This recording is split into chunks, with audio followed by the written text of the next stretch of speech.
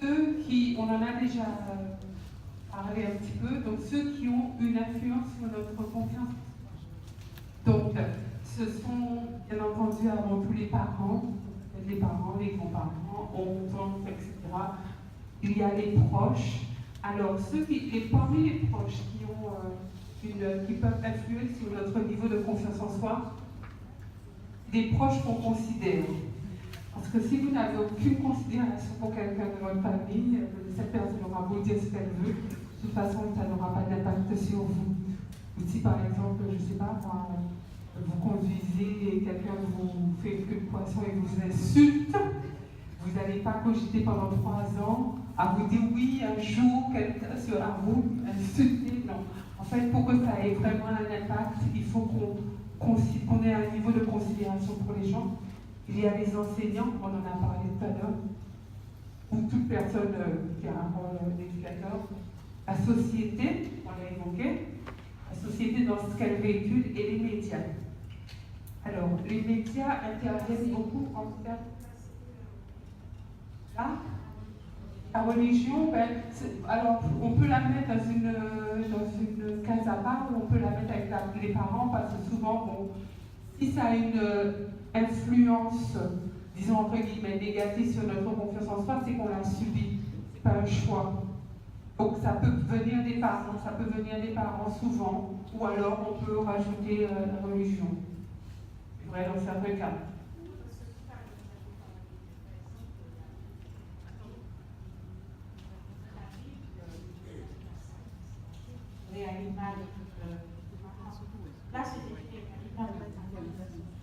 L'image de Dieu, de vos parents, j'ai pas lu ça. Honorer. Il est déjà imposé par une image de Dieu. Oui, mais ça devient hyper personnel. Donc l'idée, c'est encore une fois de rester en accord avec soi-même.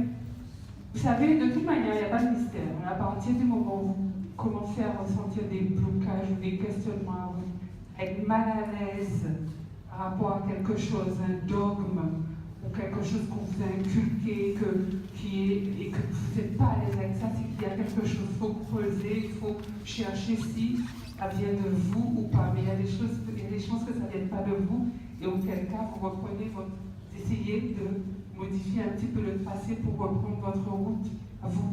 Il faut être à l'aise avec ce qui prend place dans sa vie.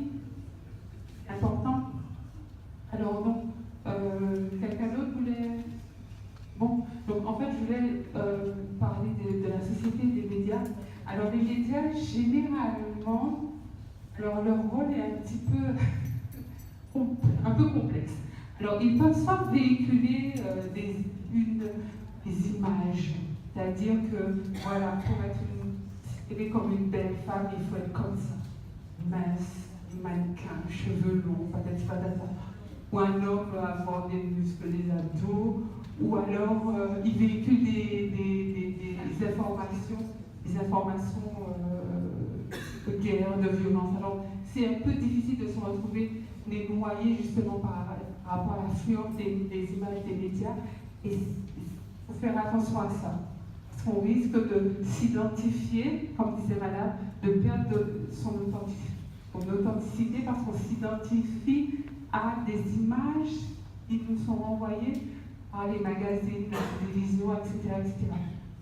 La société, je vois ça plus sous l'angle de la performance. Il faut être comme ci, comme ça, aller vite, avoir les meilleures notes, sortir premier, bac avec mention, excellent, très bien. Enfin bref, donc c'est pas que ce sont de mauvaises choses, pas du tout. La compétition peut être très saine. Mais encore une fois, c'est regarder ce qui vous convient, regarder ce qui vous correspond, regarder ce qui est fait pour vous. Soyez, donc madame on a parlé tout à l'heure, on va y revenir, soyez authentique, soyez vrai avec vous-même. Et ce n'est qu'en étant vrai avec soi-même qu'on pourra attirer les bonnes personnes et avoir un cheminement et ne pas jouer un rôle, le rôle que les parents ont voulu qu'on joue, la société, etc. Donc je dis ça Et je suis réaliste. Hein. Pas tout le temps vrai, c'est pas tout le temps possible à 100%. C'est-à-dire que, je ne sais pas moi, si vous avez telle ou telle valeur, vous êtes au travail, on vous demande un truc hyper précis, vous n'allez pas dire oui, mais ma conviction profonde. Bon, on essaye de s'y retrouver parce qu'on a quand même des attendus en termes professionnels, etc., etc. Mais la plupart du temps, c'est faire en sorte de rester vrai avec soi, pour soi, dans un premier temps, et les autres après.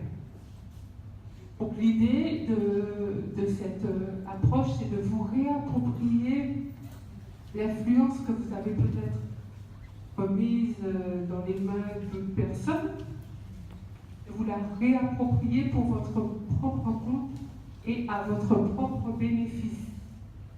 Donc c'est des questions simples mais profondes à se poser. Donc, qui je suis vraiment? Qu'est-ce que je veux vraiment faire de ma vie? Vers où je veux aller? Quels sont mes rêves? Qu'est-ce que je veux accomplir? Qu'est-ce qui est important pour moi? Qu'est-ce qui est important pour moi? Pas pour la société. C'est-à-dire que souvent, vous voyez, il y a des médecins de père en fils, comme ça, de génération en génération. Pensez que tous ont voulu être médecin? Souvent non, c'est parce que papa était médecin, grand-père était médecin, peut-être même l'arrière-grand-père. Bon, ben, comme on est plutôt doué en sciences, on va faire médecine et puis finalement ça fait des gens malheureux. Parce qu'ils auraient peut-être voulu être artistes, peintres ou chanteurs. Enfin bref, l'idée c'est de se poser des questions simples pour soi, de manière à connaître votre identité profonde. Et lorsque vous vous connaîtrez, vraiment, je vous garantis que vous n'aurez plus jamais peur. Ah, c'est vrai. Et bon, ça, faut l'expérimenter pour s'attendre. Quelqu'un veut réagir? Ah oui, c'est vrai.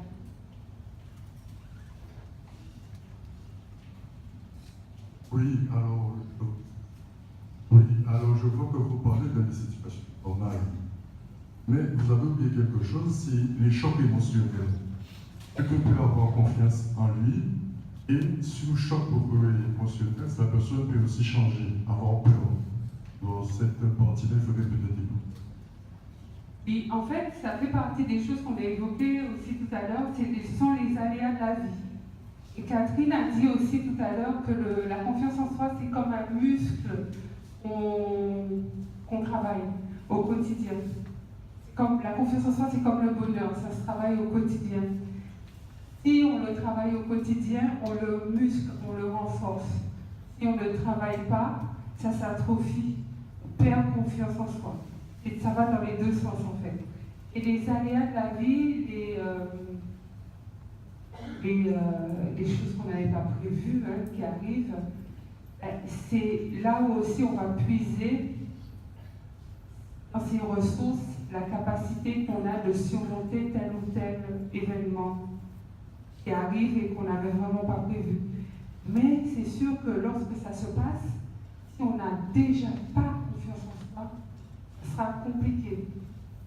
Et d'où cette conférence en fait, pour dire qu'il n'y a pas d'âge pour vouloir augmenter son niveau de confiance en soi et qu'on en a tous besoin dans sa vie et on en aura toujours besoin en fait.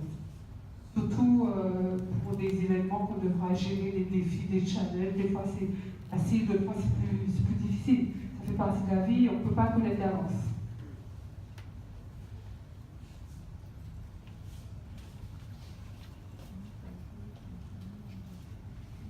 Merci, bonsoir. Alors, j'ai parlé de la confiance en soi, c'est comme un muscle, il faut constamment le travailler. Alors, je pose une question, comment le travailler sans avoir Dieu dans sa vie? Dieu dans sa vie. Alors, on n'a pas compris.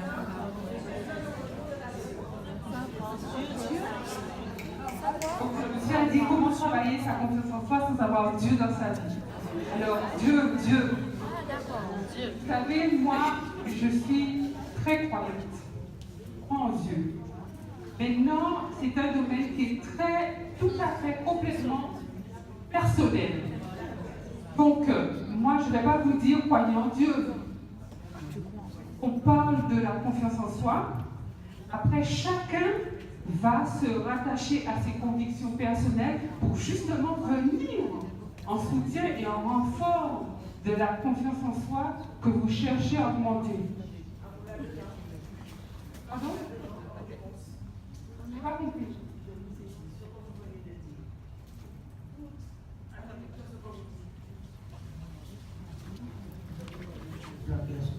Oui. C'est moi.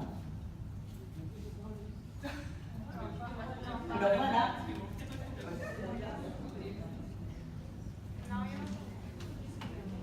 Donc, est-ce qu'il y a d'autres questions? Alors, la dame me disait qu'elle viendra me voir après à la fin de la...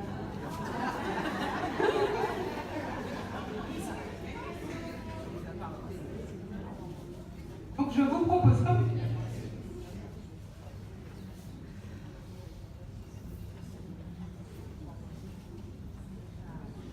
Alors, comment être l'œuvre de votre offre, par exemple, peut influencer la confiance? Bonne question.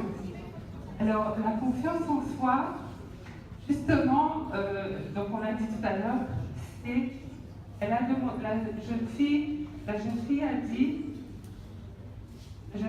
a demandé de quelle manière être perfectionniste a une conséquence sur la confiance en soi. C'est ça la question. Peut influencer la confiance en soi. Ok? Alors, moi, je vais répondre ensuite, si tu veux. Donc, le perfectionnisme, c'est le sentiment qu'on peut toujours faire mieux. Ok? Mieux comme mieux. Comme mieux, comme mieux, comme mieux. Comme mieux, comme mieux, comme mieux, comme mieux. Donc, tu vois qu'au bout d'un moment, ça dénote que justement, il y a un manque de confiance en soi pour dire mon travail il est très bien comme ça. J'arrête. Et je le remets comme ça. Donc, en fait, le perfectionnisme, j'ai une de mes très bonnes amies qui est là et qui est très perfectionniste et qui se reconnaîtra. Le perfectionnisme, c'est pas considéré comme une qualité. C'est pas un défaut, mais c'est quelque chose à travailler parce qu'on a toujours l'impression que c'est pas bon, c'est pas assez, je peux mieux faire, etc., etc. À un moment donné, il faut justement avoir suffisamment de confiance en soi pour dire là, mon travail il est bon, il est correct, je peux le remettre dignement. Je fais un travail qui est digne de ce nom.